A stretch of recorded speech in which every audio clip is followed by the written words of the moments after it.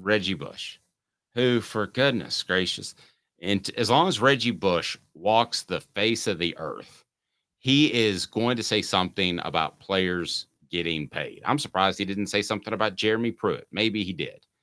But his thoughts on, because Reggie Bush got a house and his parents were able to stay there during his time at Southern California, which at the time was a NCAA violation. But his thoughts on Nick Saban, he says NIL ran him away. He has no more control over 5-star recruits. The playing field is level, and he can't handle that. I think that's the most asinine statement I've heard in a long, long time. It's a statement that comes from a casual, as Josh Pate would say, who hears the talking about college football, but doesn't actually dive into what's happening in the sport. Reggie Bush thought he was making an intelligent comment. You ever been around somebody, Dave, who they to keep up with you in a conversation, they want to pretend like they know what you're talking about, and so they say something it's just so asinine and stupid because they say something that they may heard in passing on a surface level but never dove into it? No, absolutely. That's what this was. If Reggie Bush knew a lick about college football or covered it at all right now, he would realize this is one of the stupidest things he's ever said. Because anybody who's actually followed Nick Saban the past few years knows that there's a difference between Nick Saban not liking something and Nick Saban running from something because he doesn't like it. Nick Saban has never run from something even if he didn't like it. He has adapted to change after change after change, and he adapted to the NIL change. He played for the national title in an era of the NIL and the transfer portal. That's not why he's leaving, guys. He rope-a-dopes the change. He fights it, but he takes the beating, and then he comes out and wins. And I think that he would have won NIL because money's there had he needed to, but he didn't need to because he could use the old John Calipari thing as tripping over nickels to get to millions. But it does make me wonder this: when you talk about a perfect coach, is a perfect coach a great scheme guy? Is he a great recruiter? Or is he great at NIL? Brought to you by the Hemp House, the premier hemp dispensary online with a wide variety, great selection, and strict standards to ensure you only receive the best in CBD or Delta products. Go to Hemp House Chat with 2 T's, Hemp House Chat with 2 T's.com. So you're asking coaches to do something that's way outside of their comfort zone. You're asking them to handle money, and you have X amount to spend on these guys. Oh, it makes me wonder, would you rather have someone that is fantastic at NIL management, or would you rather have someone that is a great scheme coach or is a great recruiter? Where would you rank that among the most important things that a college coach can bring to the table? Well, okay, so scheme to me is always more important than being a recruiter because I've always said that I think the school recruits itself more than the coach recruits for the school. And I've got mountains of data to prove that, Dave. I don't think you can point to an example of the opposite, honestly, where a coach recruited a school above its level of what it could recruit. There's no answer. There's no evidence of that whatsoever. I think the school recruiting above its level. What exactly do you mean by that? I mean, its infrastructure dictates that it could only get a top 20 class, but instead they got a top 5 class. I've never seen that happen, ever. And so I think, and when I say infrastructure, I'm not just talking about the infrastructure of that school. I'm talking about the infrastructure of the surrounding school. So if someone's going to bring up Clemson, that Clemson's gotten top 5 classes. Yes, but the infrastructure has allowed it to get top 5 classes relative to other schools that have had their recruiting issues over the past 10, 15 years, most notably Tennessee. My evidence is that there's like an Overton circle for every school of about 5 to 10 spots of where you can recruit, and the coach can only get you within those 10 spots, but they can't do any more than that. Do you see what I'm saying on that? Yes, I didn't know what an Overton circle was at the time, but I think I figured it out. Overton window. I should have said Overton window. Excuse me. Gotcha. So I don't even know what an Overton window is either. But basically, a school has a max and a minimum that they can get in recruiting, no matter who's the head coach, and it's usually about a 10 to 15 spot range. Yeah, No matter what. Tennessee's is basically a 150-mile radius, as the crow flies, not in a car, okay? 150-mile radius around Knoxville. That includes the Carolinas, that includes Atlanta, that includes Nashville.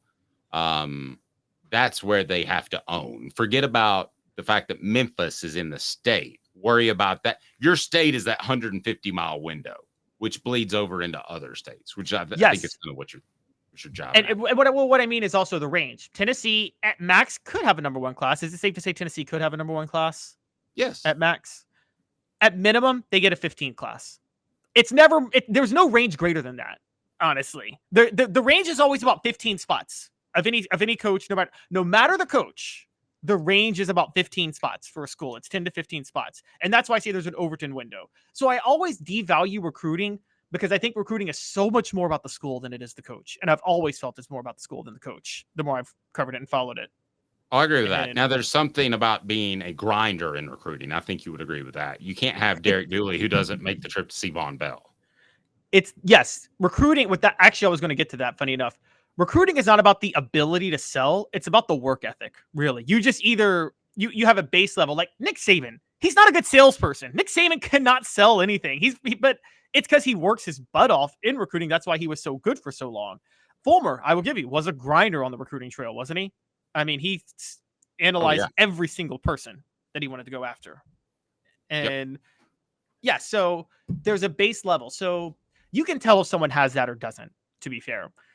Scheme is still more important than managing NIL because I think with managing NIL, I think that's up to the coach's ability to evaluate talent more than anything. And I think that I don't think the coach can manage NIL that much. I think this is actually where I would agree with Reggie Bush if he said it right. I could see him saying that Nick Saban was upset that he couldn't control the NIL boosters a little more than he wanted to, not to corral them more money to recruit. I could see Nick Saban being upset about that.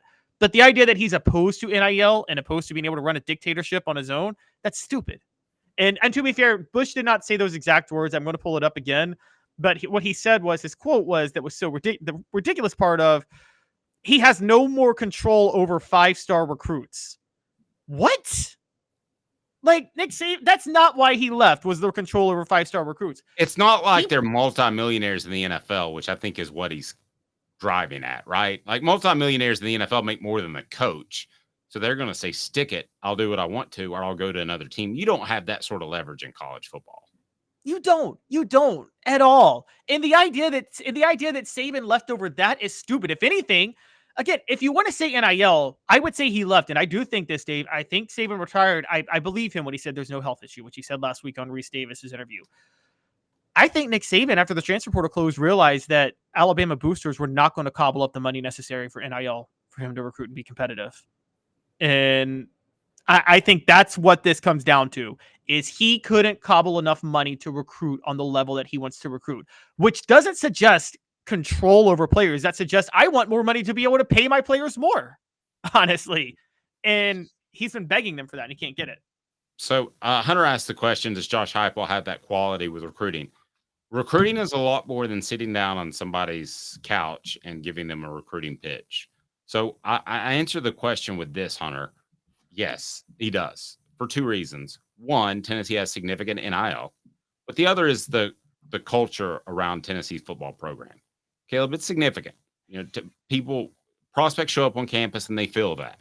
And it's a big deal. And listen, players are honest with each other. Do you think players honestly went to a fellow prospect, a 17-year-old, and said, Butch Jones has my best interest at heart. I love this guy? No, they didn't do that. No. Did they do that with Josh Heupel? There's no doubt in my mind that they do that with Josh Heupel. No, you are right about that. And as a matter of fact, there's a reason Butch Jones got 2 top 5 classes and then never got a top 10 one after that. Mm-hmm. And sounded good on the front end, but on the back end, players are saying, this dude's nuts. Yeah, that's exactly what was happening. I mean, look at his haircut. For the love of God, look at his haircut. How can he not be nuts? They didn't say that. By the way, Dave, I just had a mind blown moment.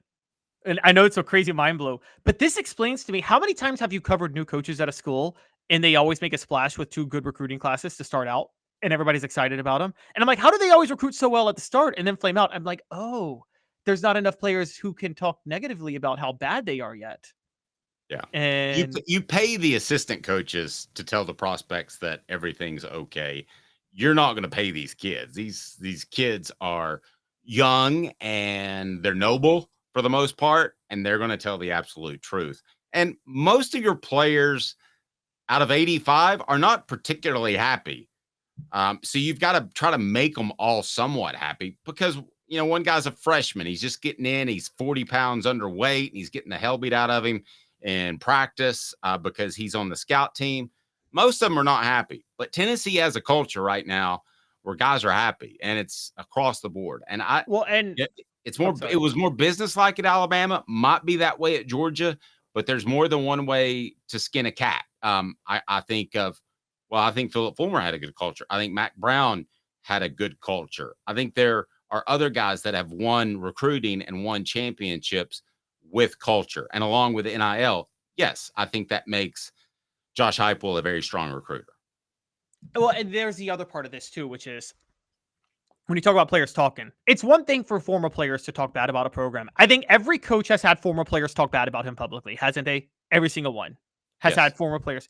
Most of the time, you can explain it away with sour grapes or being upset. I believe, was it Anthony Herrera or Anthony Sessions that just lit into Philip Fulmer one time? It was like in 08, like years after he had left, and he talked about how I don't remember that.